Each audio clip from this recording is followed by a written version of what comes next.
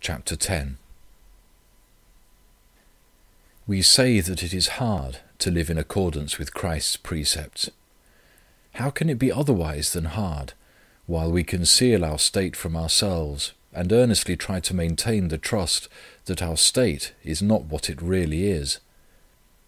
Calling that trust faith, we exalt it into something sacred, and either by violence, by working upon the feelings, by threats, by flattery, or by deceit, we seek to allure others to that false trust.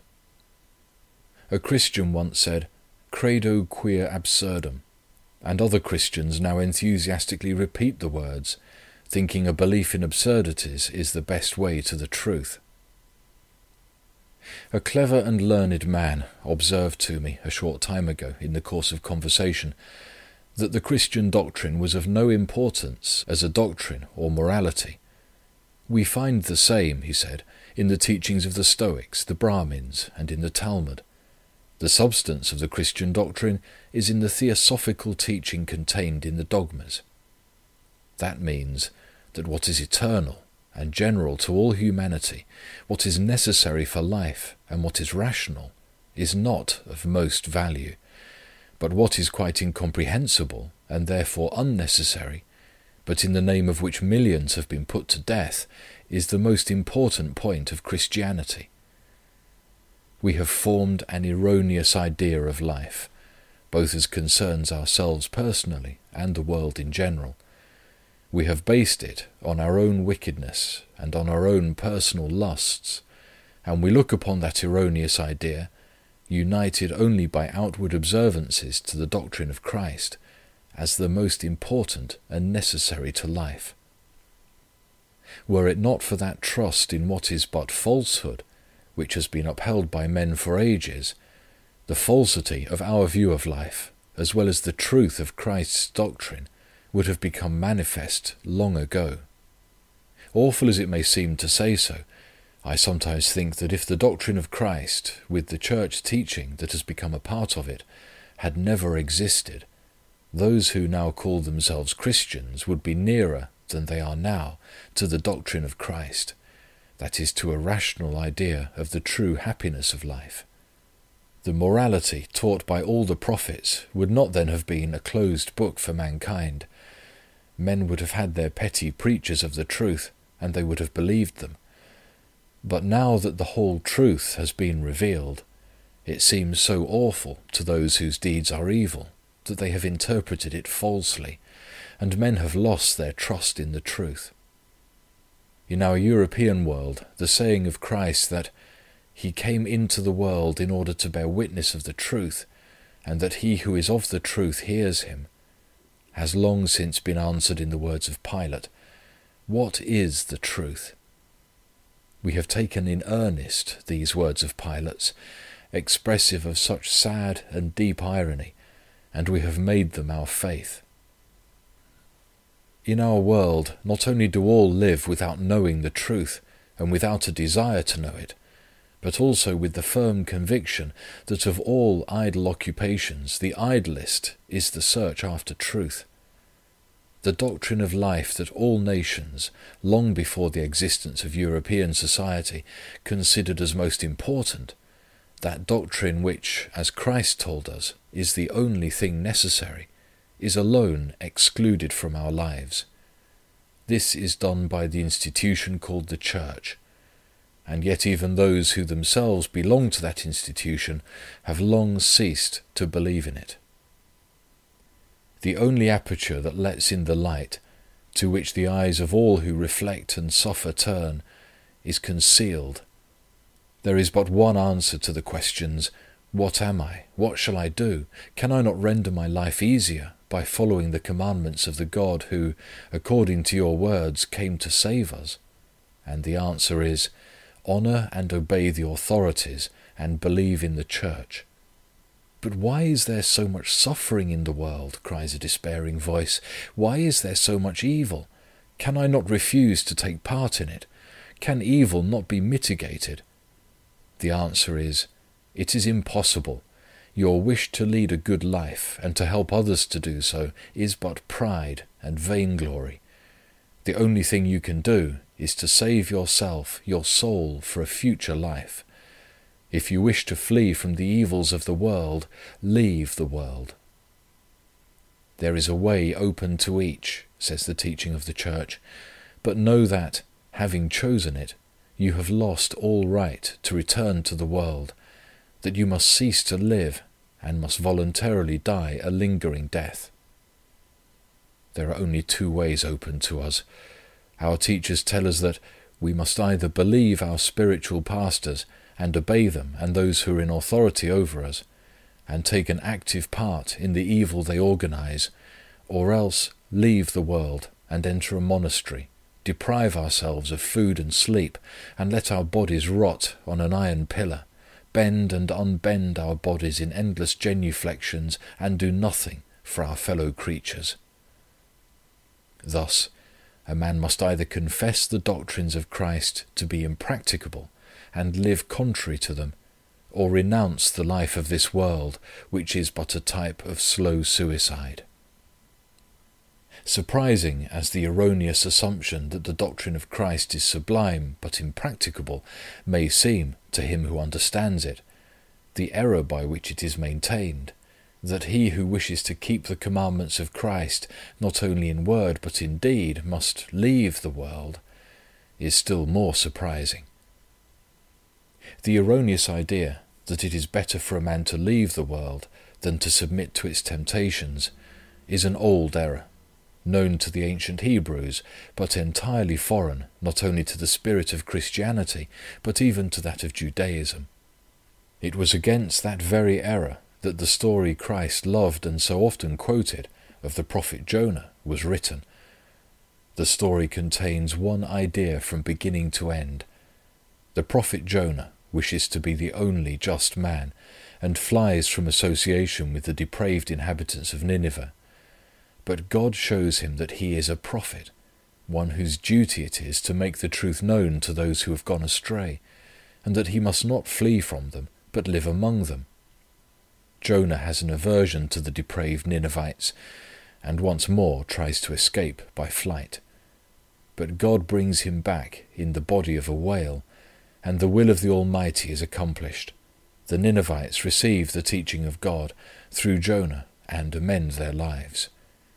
But Jonah does not rejoice at having been instrumental in accomplishing the will of God. He is angry, jealous of the Ninevites. He wishes to be the only wise and good man. He goes away into the wilderness, bemoans his fate, and reproaches God. And then a gourd grows over Jonah in one night and protects him from the rays of the sun. But on the next night worms eat the gourd. Jonah, in his despair, reproaches God for letting the gourd, so precious to him, wither. Then God says to him, "You regret the gourd, which you called yours. It grew and perished in one night. And do you think I had no pity for so numerous a people who are perishing, living like the beasts, unable to distinguish their right hands from their left? Your knowledge of the truth was needed, that you might have given to those who did not have it." Christ knew this story and often quoted it. We are likewise told in the Gospel that Christ himself, after visiting John the Baptist, who had retired to the wilderness before he began his preaching, was subjected to the same temptation, and was conducted into the wilderness to be tempted by the devil, by delusion. He overcame that delusion, and in the strength of the Spirit came back into Galilee, and from that time, without abhorring those who were depraved, he passed his life among publicans, Pharisees, and sinners, teaching them the truth. According to the teaching of the Church, Christ, who was God and man, gave us an example of how we were to live. Christ passed his whole life, as we know, in the turmoil of life, with publicans, adulteresses, and the Pharisees in Jerusalem. His two great commandments are love to our fellow creatures and the preaching of his doctrine to all men. Both commandments require constant communication with the world. Yet the conclusion drawn from Christ's doctrine is that in order to be saved, we must leave all, cease all communication with our fellow creatures, and stand on a pillar. Thus it would seem that, in order to follow the example of Christ, we must do just the contrary of what he taught and of what he did himself. According to the interpretation given by the Church, Christ's doctrine does not teach either secular men or monks how they are to live in order to make their own lives and the lives of their fellow creatures better, but teaches the former what they must believe in order to be saved in the next world, in spite of their evil lives, and enjoins the latter to make their lives on earth still harder. But this is not what Christ teaches us. Christ preaches truth, and if abstract truth is truth, it will be truth in reality. If life in God is the only true life, blissful in itself, it will be true and blissful here on earth, in all the various circumstances of life. If life here did not confirm the doctrine of Christ, that doctrine would not be true. Christ does not call men from good to evil, but on the contrary, from evil to good. He pities men whom he considers as lost sheep perishing without their shepherd, and promises them a shepherd and good pasture. He says that his disciples will be persecuted for his doctrine, that they must suffer and bear the persecution of the world. But he does not say that if they follow his doctrine, they will suffer more severely than if they follow the teaching of the world. On the contrary, he says that those who follow the teaching of the world will be miserable, and those who follow his doctrine will be blessed.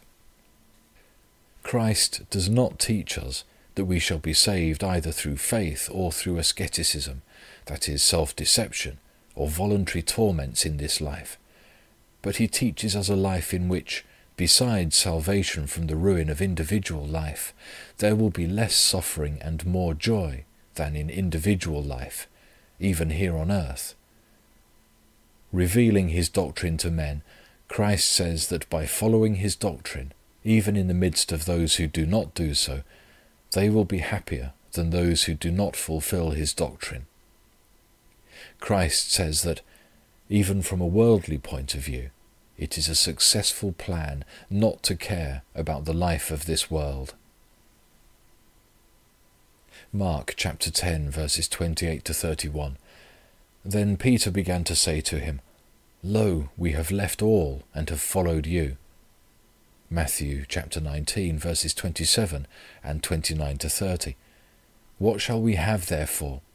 And Jesus answered and said, "Truly I say to you, there is no man who has left house or brethren, or sisters, or father, or mother, or wife, or children, or lands for my sake and the gospel's, but he shall receive 100-fold now, in this time, houses and brethren, and sisters and mothers, and children and lands, with persecutions, and in the world to come, eternal life."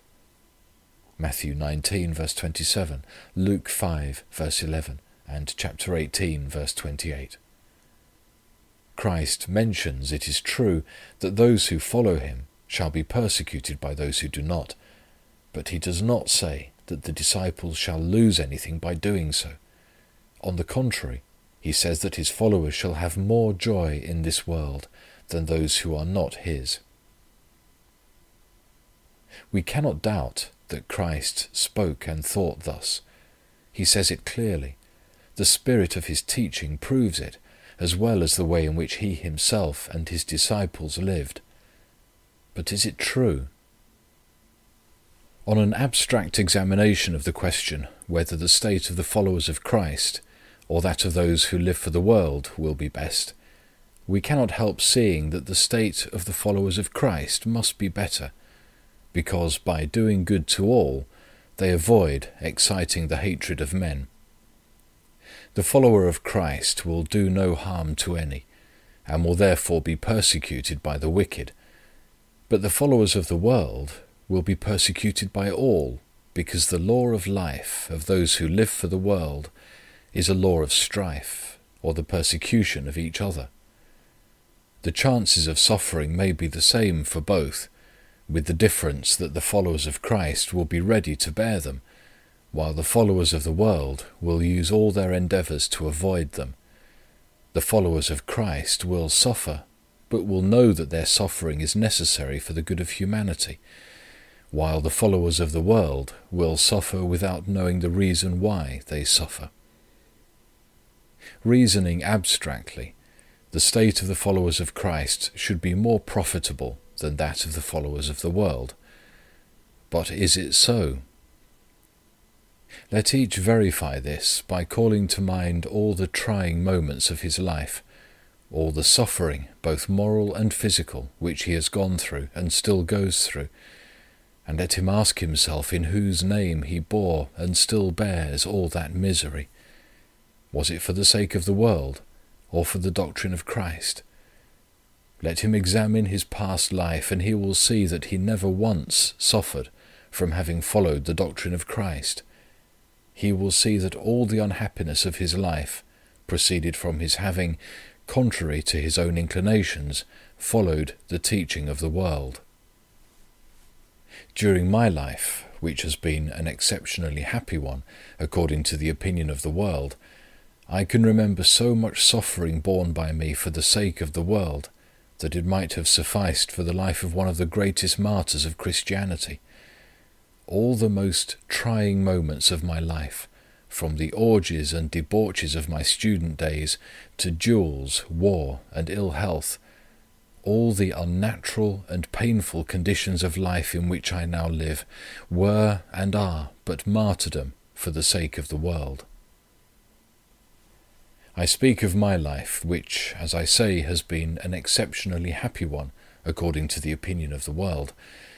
But how many martyrs there are who have suffered and still suffer for the teaching of the world, whose sufferings I cannot even picture to myself. We do not see the difficulty and peril there is in following the teaching of the world, only because we look upon all we bear for its sake as being absolutely necessary. We have become convinced that all the misfortunes that we create for ourselves are indispensable conditions of life, and we cannot understand that Christ shows us the way to escape suffering and to attain happiness. In order to examine the question which life is a happier one, we must cast aside all our mistaken notions and examine all those around us and ourselves without any preconceived idea. Pass through a crowd of people, especially those living in a town, and see their wearied, sickly, and anxious faces. Then think of your own life, of the lives of those you know. Think of all the unnatural deaths, all the suicides that you may have chanced to hear of, and ask yourself what led to all the despair and suffering that drove these men to commit suicide. And you will see that 9/10 of the suffering there is in this life is borne for the sake of the world, that it is all unnecessary suffering that need not exist, that men are, for the most part, martyrs of the teaching of the world. A short time ago, on a rainy Sunday in the autumn, I drove in an omnibus through the marketplace near Suhareva Tower in Moscow. For the space of half a mile, the carriage made its way through a compact mass of people. From morning to evening, thousands of human beings, the greater part of whom are ragged and hungry, prowl about here in the dirt, abusing, cheating, and hating each other. The same may be seen in all the marketplaces of Moscow. These men will spend their evenings in taverns and public houses, and the night in their corners and dens. Sunday is the best day in the week for them. On Monday, in their infected dens, they will again set to the work that they are heartily sick of. Reflect what the lives of all these men and women are. Think of all they have left, of the hard work to which they have voluntarily condemned themselves, and you will see that they are true martyrs. These men have left their homes and fields. They have left their fathers, brothers, wives, and children.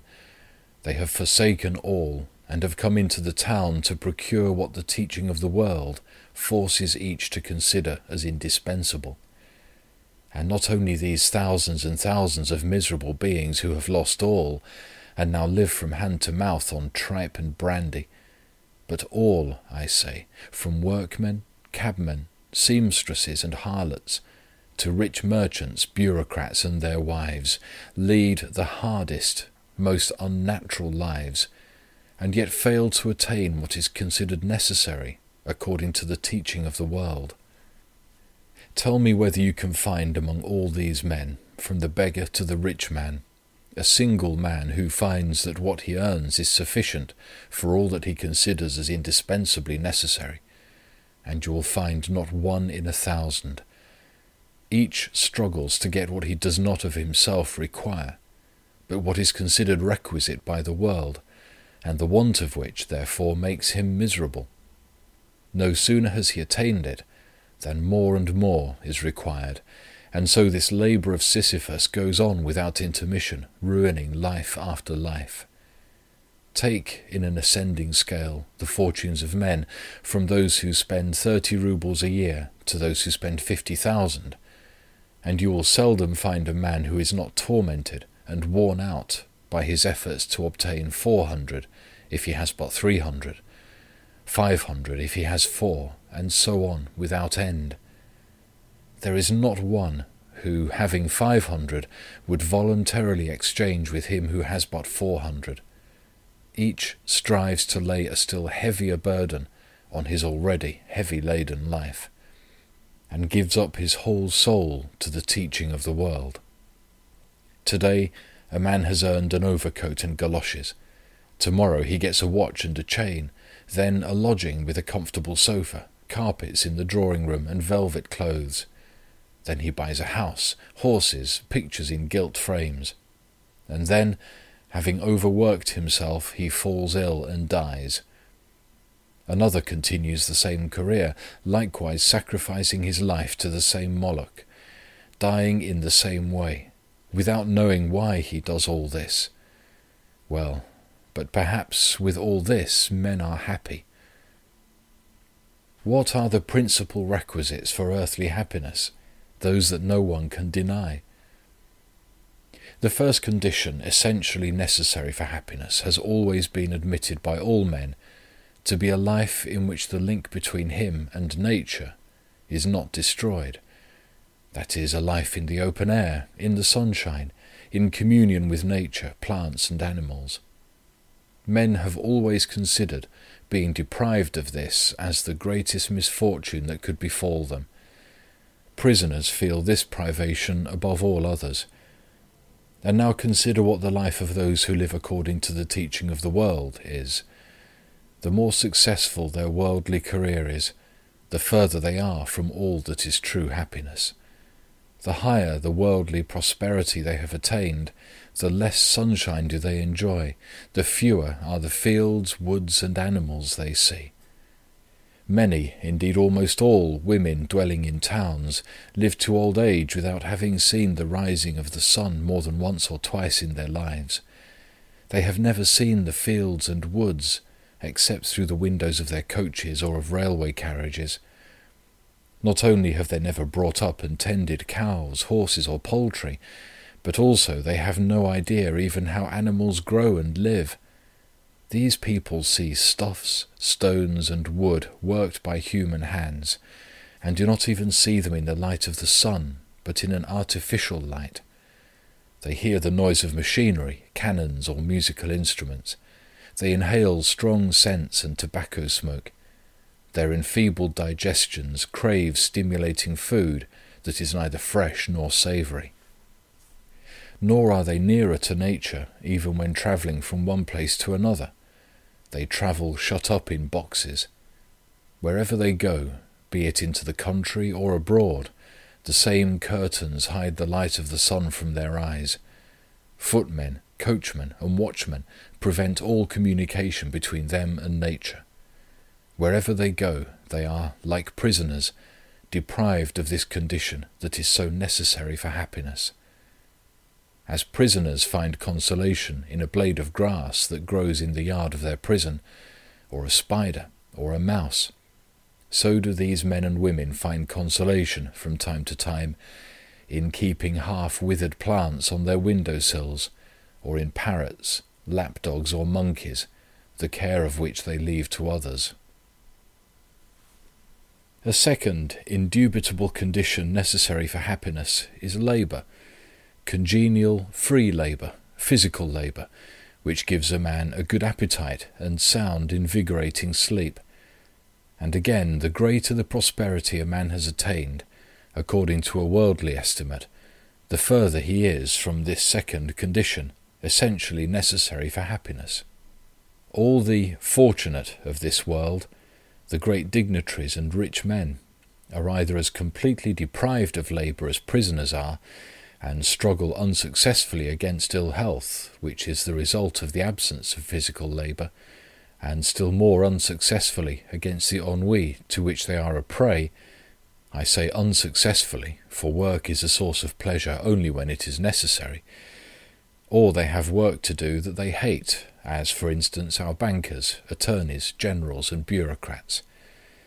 I say it is work they hate, because I never yet met one among them who liked his work, and who found as much pleasure in it as a stable boy does in clearing away the snow before his master's house. All these so-called fortunate beings have either no work to do, or work that they hate. They are, indeed, in much the same position as a galley slave. A third condition, essentially necessary for happiness, is family life. And again, the further advanced men are in worldly prosperity, the less accessible that happiness is for them. Most of them are adulterers and voluntarily renounce all family ties. Even if they are not adulterers, they consider children as a burden rather than a joy, and try all possible means to make their unions sterile. If they have children, they take no joy in them. They are obliged to confide them to others, for the most part to complete strangers. At first, they are left to the care of foreign nurses or governesses, then sent to some government school, and the children grow up as miserable as their parents, and often have but one feeling toward their parents, the wish for their death, that they may inherit their property. These men are not prisoners, but the result is more painful than that entire separation from all family ties to which a prisoner is condemned. A fourth condition, essentially necessary for happiness, is a free, friendly communication with all men. And again, the higher the step on which a man stands in the world, the further he is from this condition. The higher your position, the narrower and closer is the circle of men with whom you can have any communication, and the lower in intellectual and moral development are the few persons who form this spellbound circle, out of which there is no escape. The whole world is open to a peasant and his wife. If 1 million men refuse to have anything to do with him, there are 80 million working men left like himself, with whom, from Archangelsk to Astrakhan, he enters immediately into the closest, most brotherly communication, without waiting to be called upon or introduced. There are, for a functionary and his wife, hundreds of men who are their equals, but their superiors do not admit them into their circle, and they are cut off from all the lower classes. There may be 10 fashionable families for a rich man of the world and his wife, but they are cut off from all the rest. Bureaucrats and very wealthy men and their families may find about 10 friends as important and as rich as themselves. The circle of emperors and kings is still more restricted. Isn't that called solitary confinement, when a prisoner can only have communication with 2 or 3 jailers? The fifth and last condition, essentially necessary for happiness, is health and a painless death. And again, the higher a man stands on the social scale, the further he is from it. Take, for instance, a moderately rich man and his wife, and a well-to-do countryman and his wife. In spite of hunger and the hard work, which is the peasant's lot through the inhumanity of others, and not through any fault of his own, you will find, if you compare the two, that the lower men stand on the social scale, the healthier they are, and the higher they stand, the weaker they are in health. Recall to your minds all the rich men and their wives whom you have ever known, and those whom you know at present, and you will see that they almost all suffer from ill health. A healthy man among them, one who does not take medicine continually, or at least periodically every summer, is as great an exception as is a sick man among the working classes. Almost all the fortunate beings are toothless, grey-haired, or bald at the age when a working man is still in the full vigour of his manhood. They are almost all sufferers from nervous diseases, dyspepsia or worse, from overeating, from drunkenness or depravity. And those who do not die young spend half their lives under medical treatment, using frequent injections of morphine and becoming shriveled cripples, unable to maintain themselves, living on like parasites. Think of what the deaths of these men are. One has shot himself, another's body has rotted from disease, another again has died in his old age from a too frequent use of medicines. One has died in a drunken fit, another of gluttony, etc. All perish one after the other for the world's sake, and the crowd crawls after them like martyrs in search of suffering and death. One life after another is cast under the wheels of their God. The carriage drives on, tearing lives to pieces, and again fresh victims fall under its wheels with groans, wails, and curses. It is difficult to live as Christ enjoins. Christ says, "He who will follow me must leave houses, fields, and brethren, and he shall receive 100-fold more than houses, fields, and brethren in this world, and shall besides have eternal life." And none follow him. The world says, "Leave your home and your brothers, leave the country to live in a corrupt town, pass your whole life either as a servant in a bathhouse, soaping other people's backs with vapour bath, or as a clerk, counting other people's money, or as an attorney general, spending your life in courts of law, busied with various documents in order to make the fate of the miserable more miserable still, or as a bureaucrat, hastily signing useless papers all your life, or as a commander-in-chief, killing your brethren. Lead a wicked life, the end of which is always a painful death, and you shall suffer in this life, and not attain eternal life." And all go the world's way. Christ says, "Take up your cross and follow me," by which he means, bear the fate allotted you humbly, and submit to me your God. And none do so. But the first lost man, wearing an epaulet, and fit for nothing but murder, who says, "Take up not the cross, but your knapsack and your sword, and follow me to suffering and certain death," is instantly obeyed.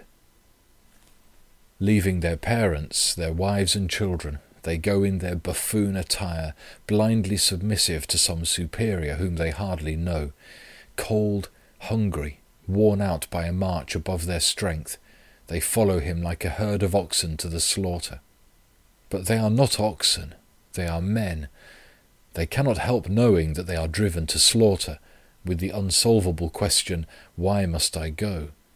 And with despair in their hearts they go on, many dying off through cold, hunger, and infectious diseases, until those who are left are placed under bullets and cannonballs, and ordered to kill men whom they know nothing about. They kill, and are at last killed themselves, and not one of those who kill their fellow creature knows why he does so. The Turks roast them alive, they flay them, they tear out their bowels, and no sooner does anyone call than others go to the same dreadful suffering and to death. And nobody finds it hard. Neither do they themselves think it hard, nor do their fathers and mothers think so. The latter even advise their children to go. Not only do they think it necessary and unavoidable, but even perfectly right and moral. We might think the fulfilling of Christ's doctrine difficult, if it were really an easy and pleasant thing to live according to the teaching of the world. But it is much more difficult, dangerous, and painful to do so than it is to live up to the doctrine of Christ. It is said that formerly there were martyrs for Christianity, but these were exceptional cases. We reckon about 380,000 voluntary and involuntary martyrs for Christianity in the course of 1800 years. Now count those that have died for the teaching of the world, and for each martyr for Christianity you will find 1,000 martyrs for the world's sake, martyrs whose sufferings were 100-fold more dreadful. 30 million have been killed in war during the present century alone. Those were all martyrs for the world's sake. Had they but rejected the teaching of the world, even without following the doctrine of Christ, they would have escaped suffering and death. Were a man but to act as he finds best for himself, were he but to refuse to go to war, he would have to dig ditches, but he would not be tortured in Sebastopol or Plevna. Let a man not believe that it is indispensable to wear a watch chain and to have useless drawing rooms. Let him but understand that all the foolish things the world teaches him to consider as indispensable are but useless trash, and he will not work beyond his strength. He will not have to endure suffering and constant care. He will not have to labour without purpose or rest. He will not be deprived of communion with nature, or of the work he loves, or of his family, or his health, and he will not die a uselessly painful death. We need not be martyrs for Christ's sake. That is not what he requires of us, but he teaches us to cease making ourselves martyrs for the sake of the false teaching of the world. The doctrine of Christ has a deep metaphysical purpose. It has a purpose general to all humanity. The doctrine of Christ has the simplest, clearest, most practicable purpose for each of us. We may express this idea in a few words. Christ teaches men not to act foolishly. In this lies the simplest sense of Christ's doctrine, and it is one each has it in his power to understand. Christ says, "Never give way to angry feelings, nor consider another as worse than yourself. It is foolish. If you give way to anger, if you abuse others, it will be worse for you." Christ says too, "Do not lust after all women, but take one to you, and live with her. It will be better for you." He says likewise, "Make no promise, lest you be forced to act foolishly and wickedly." He says likewise, "Never return evil for evil, for it will fall back upon you." And Christ says, "Consider no men as strangers to you, because they live in other lands and speak in other tongues than you do. If you consider them as your enemies, they will do the same with respect to you, and it will be worse for you. Do not act thus, and it will be better for you." Yes, but as the world is organized, it is more difficult to resist it than to live up to its precepts. If a man refuses to become a soldier, he will be imprisoned and possibly shot. If a man does not assure his future by acquiring property for himself and his family, they will all starve. Men say so in order to defend the social organization of the world, but they do not think so themselves.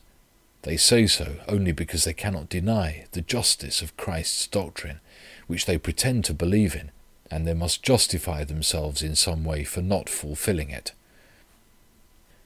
Christ calls men to the spring that is near them. Men suffer from thirst, eat mud, and drink each other's blood, but their teachers have told them that they will suffer more if they go to the spring toward which Christ calls them, and men believe them rather than Christ, and suffer and die of thirst when they are but a few steps from the spring, and dare not approach it. But if we believed in Christ, if we believed that he came to bring bliss on earth, if we believed that he offers us, who are thirsting, a spring of living water, if we drew near to it, we should see how craftily we are deceived by the Church, and how senseless it is to suffer as we do when salvation is so near. Accept the doctrine of Christ in all its sublime simplicity, and the grievous deception in which you all live will grow clear to you. We labour, generation after generation, to secure our lives by violence and the consolidation of property. We think that our happiness depends upon power and property. We're so used to that idea that the doctrine of Christ, which teaches us that the happiness of man does not lie in wealth, that a rich man cannot be happy, seems to us to require some great sacrifice for the sake of future bliss. And yet Christ does not call upon us to make any sacrifice. His doctrine does not tend toward making our present lives worse for us, but better. Christ, in his infinite love, teaches men to forbear from trying to assure their lives by violence, from caring about riches, just as philanthropists teach men to forbear from quarrelling and drunkenness. Christ says that if men live without resisting evil and without riches, they will be happier, and he confirms his teaching by his own life. He says that he who lives according to his doctrine must be ready to die at any moment of his life, either of cold or hunger, and cannot call a single hour of his life his own. And so it seems that Christ requires great sacrifices of us, yet it is but a general assertion of the inevitable condition of each man. The follower of Christ must always be ready to suffer and to die. Isn't the follower of the world in the same position? We are so used to the deception we are in that we have come to consider all that we do for the imaginary security of our lives, our armies, fortresses, medicines, property and money, as indispensable for the welfare of our lives. We forget what happened to him who intended to build barns in order to provide himself with riches for a long time. He died the same night. All we do for the security of our lives is but what the ostrich does when hiding its head in order not to see itself killed.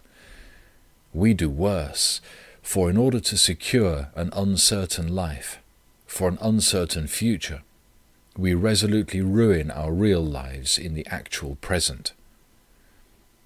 The deception lies in the false assumption that we can secure the welfare of our lives by a struggle with others. We're so used to this erroneous idea that we do not see all we lose. We lose even our lives. Our lives are swallowed up in the cares of this world, so that no real life is left. Let us set aside all we have become so used to, and then we shall see all we do for the imaginary security of our lives is not done to assure our welfare, but to make us forget that our life here is not secure, and that it never can be secure. The French take up arms in the year 1870 to assure their existence, and that leads to the destruction of hundreds and thousands of Frenchmen. And every nation that takes up arms does the same thing with the same result. The rich man thinks his money assures the welfare of his life, and the money attracts a robber who kills him. A man who is overly careful of his health seeks to assure it by taking medicine, and the medicine kills him by slow degrees. And even if it does not kill him, it deprives him of all vigour, and makes him like the paralytic who hardly lived during 35 years, while waiting for the angel at the pool. The doctrine of Christ, that life cannot be assured, and that we must be ready for suffering and death every moment of our lives, is incontestably better than the teaching of the world, which says that we must strive to make our lives as comfortable as we can. It is better because, though the impossibility of avoiding death and the uncertainty of life are the same, yet, according to Christ's doctrine, life is not wholly swallowed up in the idle employment of trying to ensure our own comfort, but is free and can be given up to the only aim natural to it, namely our own happiness in that of others. The follower of Christ will be poor. Yes, but he will enjoy the blessings given to him by God. We've come to consider the word poverty as expressive of misery, yet it really is happiness. He is poor means that he does not live in a town, but in the country. He does not sit idly at home, but labours in the fields or the woods. He sees the sunshine, the sky, beasts and birds. He need not take thought what he shall do to excite his appetite, to facilitate his digestion, but he feels hungry 3 times a day. He does not toss about in his soft pillows, thinking how to cure himself of sleeplessness, but sleeps soundly after his work. He sees his children around him, and lives in friendly communion with men. The main point is that he is not obliged to do work that he hates, and he need not fear for the future. He will be ill, suffer, and die as others do, and judging by the way the poor suffer and die, his death will be an easier one than that of the rich, but he will indubitably have led a happier life. We must be poor, we must be beggars, wanderers on the face of the earth. Toxos means wanderer. That is what Christ taught us, and without it we cannot enter the kingdom of God. But then we shall starve, is the answer. Christ has given to us one short saying in reply to this observation, a saying that has been usually interpreted as justifying the idleness of the clergy. Matthew chapter 10 verse 10 and Luke chapter 10 verse 7. Take neither money for your journey, nor 2 coats, nor shoes, nor a walking stick, because he who works is worthy of his meat. And in the same house remain, eating and drinking such as they give, for the labourer is worthy of his hire. He who works, edzest, signifies literally can and shall have food. It's a very short saying, but he who understands it as Christ did will never argue that if a man has no personal property he must die of hunger. In order to understand the saying clearly, we must renounce the idea that the dogma of the redemption has made habitual to us, that the happiness of man lies in idleness. We must re-establish in our minds the idea, natural to all unperverted men, that the necessary condition of happiness for man is labour, and not idleness, that every man must labour, that his life will be as wearisome and as hard without work as it is for an ant, a horse, or any other animal.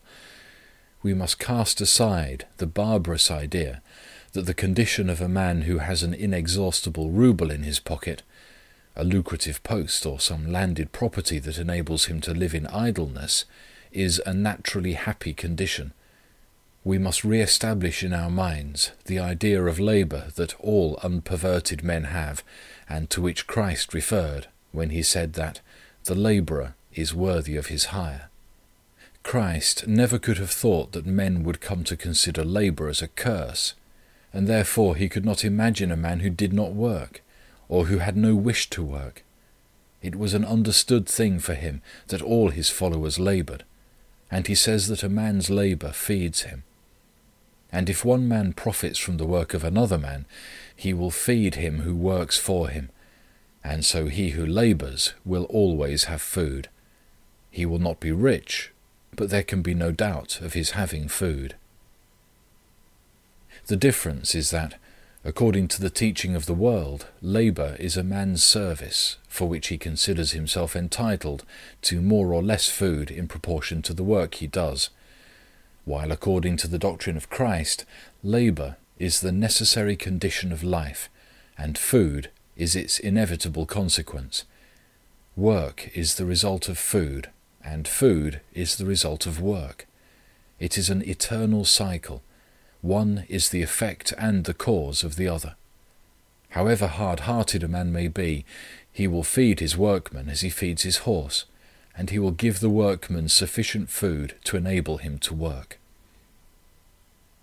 The Son of Man came, not to be ministered to, but to minister, and to give his soul as a ransom for many. According to the doctrine of Christ, every man will lead a better life if he understands that his duty is not to get as much work as he can out of others, but to pass his own life in working for them. The man who acts thus, Christ says, is worthy of his hire, and he cannot fail to obtain it.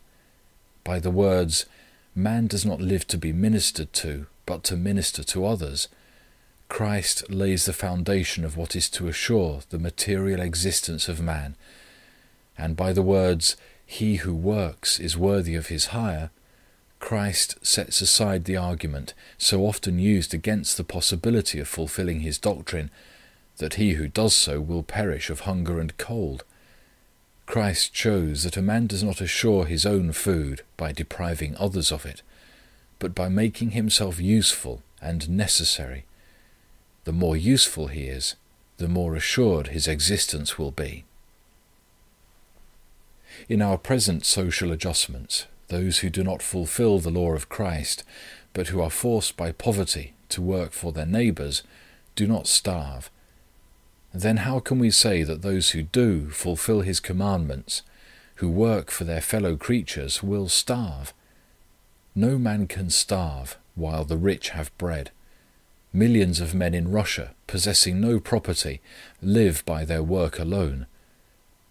A Christian will be as sure of his daily bread among pagans as among Christians. He works for others. Consequently, he is of use to them, and therefore he will be fed. A dog that is useful is fed and taken care of. Then how can we think a human being will not be fed and taken care of? But if a man is sick, he is of no use. He cannot work. No one will give him food. People say so, but they act in a very different way. The very persons who deny the practicability of Christ's doctrine in fact fulfill it. They do not even cast a sheep, an ox, or a dog that is ill adrift.